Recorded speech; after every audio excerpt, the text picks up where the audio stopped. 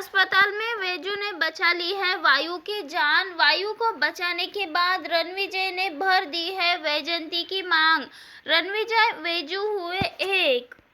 जया इन दोनों को साथ में देखकर हुई काफी ज्यादा गुस्सा और बहुत रोती हुई भी नजर आई। यहाँ पे वैजयंती को पता चल जाता है कि वायु उसी का बेटा है और उसी ने अपने बेटे की जान बचाई है। तो वही वायु अपने पापा रणविजय से कहता हुआ नजर आने वाला है कि आज फाइटर आंटी की वजह से मेरी जान बच गई है। पापा, मैंने तो आपसे कहा ही था कि मैं फाइटर आंटी के साथ रहूंगा तो मैं बिल्कुल ठीक हो जाऊंगा और मुझे अच्छे से दिखने भी लग जाएगा। मेरे अंदर जो भी कमजोरियां हैं वो पूरी तरह से ठीक हो जाएगी। तो वही दूसरी ओर हम देखने वाले हैं। अब यहाँ पे रणविजय वायु को ठीक होता हुआ देखकर वायु को पूरी सच्चाई बताता है और कहता है कि तुम फाइटर आंटी के ही बेटे हो। ये बात सुनते ही वेजू और वायु दोनों भी काफी ज्यादा शॉक होते हैं और जब वो उसे पता लगता है कि फाइटर आंटी उसकी मम्मा है, ऐसे में वायु तो बहुत ज्यादा खुश होता है, खुशी से उछलने लग जाता है।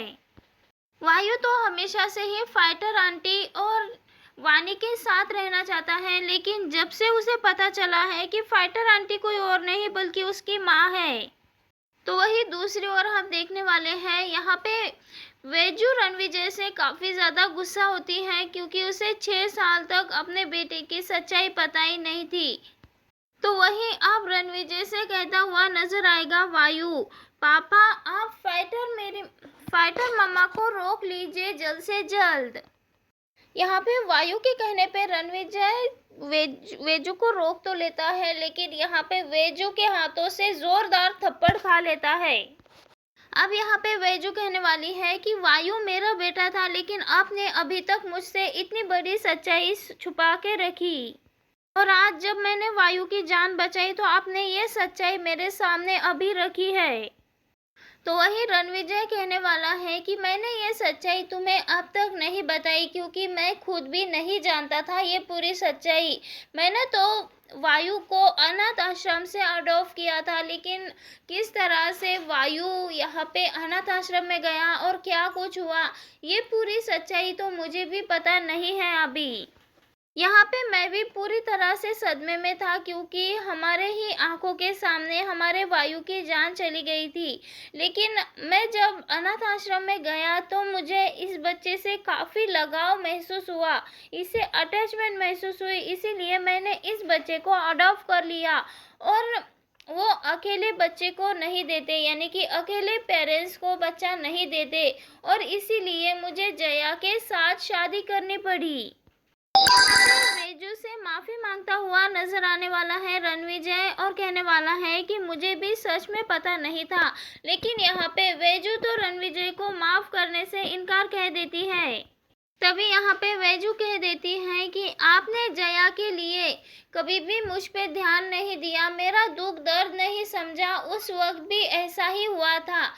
मैं तकलीफ में थी क्योंकि मैंने अपना बच्चा खोया था, लेकिन तुम्हें जब भी मेरा दर्द नहीं दिखा बल्कि जया का दर्द दिखा, उसके आंसू दिखे, तुम्हें तो मेरे आंसू भी नहीं दिखे। जबकि मैंने कहा था अगर ये इस घर में आई और मैं ये घर छोड़ के चली जाऊंगी तब भी तुमने जया को घर में लेकर आया, और मैं जब जा रही थी तो एक बार भी तुमने मुझे रोकने की कोशिश नहीं की या फिर मुझे ढूंढने की कोशिश नहीं की।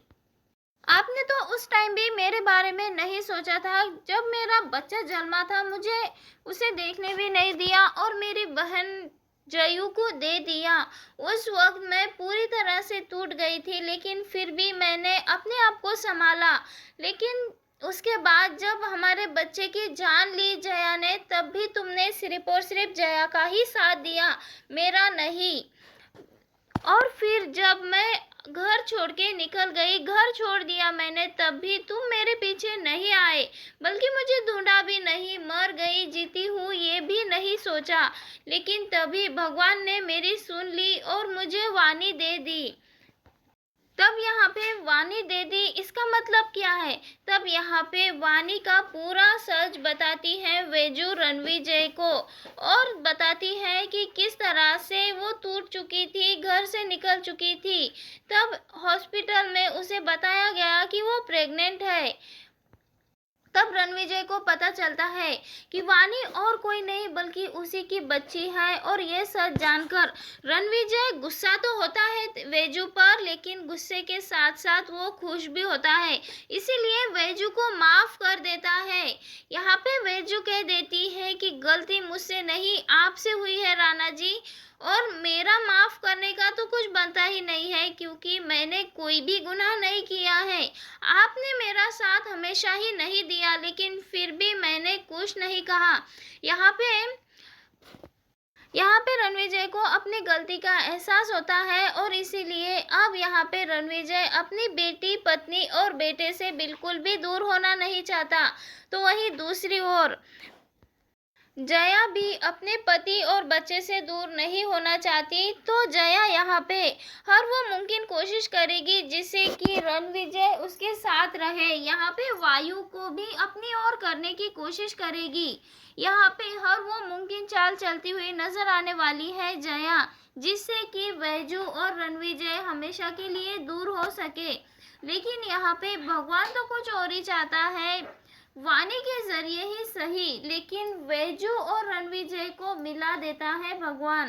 तो दोस्तों यहाँ पे धीरे धीरे ही सही, लेकिन जया गलत होती जाती है, नेगेटिव रोल में जाने वाली है, और इसी के चलते वेजू के लिए ढेर सारी मुसीबतें खड़ी करती हुई नजर आने वाली है। लेकिन यहाँ पे जया भी कम नहीं है, हर तरह से मुश्किलें खड़े करने वाली है इन दोनों के लाइफ में। लेकिन यहाँ पे जया और रणविजय के बच्चे वानी और वायु इन दोनों को एक दूसरे के करीब लाके ही रहेंगे, इनके बीच की गलतफहमियां दूर करके ही रहेंगे। वेल दोस्तों, आप सबको क्या लगता है? अपनी राय हमें कमेंट के जरिए ज़रूर बताएं, और टीवी की ऐसी ही लेटेस्ट अपडेट जानने के लिए चैनल को सब्सक्राइब करें। Thank you for watching my video.